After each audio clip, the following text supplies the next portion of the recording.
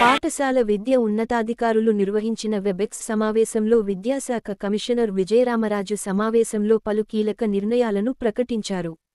ప్రధానంగా టీచర్ల కొరతను అధిగమించేందుకు చేపట్టనున్న పని సర్దుబాటు, వర్క్ అడ్జస్ట్మెంట్ ప్రక్రియకు ఈ నెల 4వ తేదీని కటాఫ్గా తీసుకుని, పాఠశాలలో భౌతికంగా ఉన్న విద్యార్థుల సంఖ్య, ఉపాధ్యాయులను ప్రామాణికం ఆధారంగా వర్క్ అడ్జస్ట్మెంట్ను నిర్వహిస్తామని ప్రకటించారు.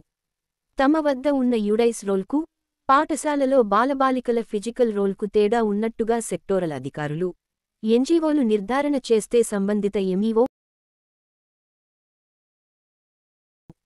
అయితే కీలకమైన జీవో 117 మార్గదర్శకాల మేరకే విద్యార్థులు, ఉపాధ్యాయుడు నిష్పత్తిని నిర్వహిస్తారా లేక మరేదైనా ఫార్ములాను పాటించాలా అనే విషయానికి పై ఉన్నతాధికారులు అధికారికంగా ప్రకటించవలసి ఉన్నది.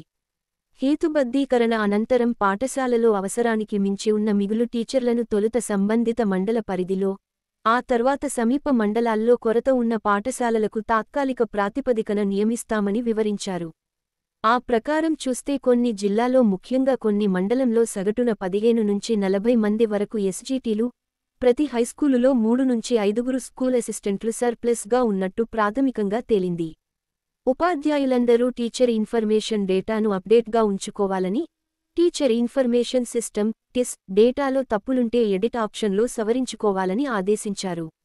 సెకండ్ మెథడాలజీ ఆధారంగా ఎస్జీటీలను హైస్కూళ్లలో నియమించడంతో పాటు పదోన్నతులకు కూడా ప్రామాణికంగా తీసుకుంటామని పేర్కొన్నారు.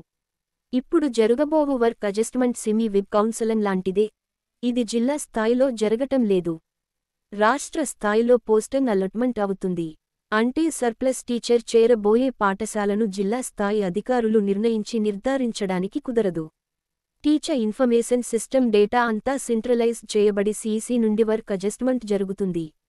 ఎన్ని పోస్టుల్లో సర్ప్లస్గా టీచర్లు ఉన్నారు, ఎన్ని అవసరం ఉన్నాయి అని సిస్టమ్ కమాండ్ ద్వారా అడ్జస్ట్మెంట్ జరగబోతుంది.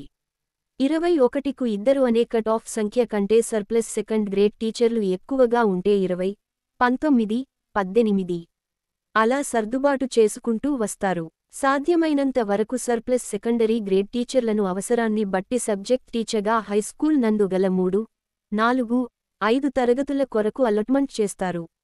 ఆ తరువాత ప్రైమరీ స్కూల్ నందు 21, 20, 19, 18 అలా డీసెండెంట్ ఓడలో సర్దుతారు. ఈ సమాచారం కేవలం అవగాహన కొరకే వర్కర్స్మెంట్ గురించి అధికారిక ఉత్తర్వులు ఇవ్వవలసి ఉన్నది.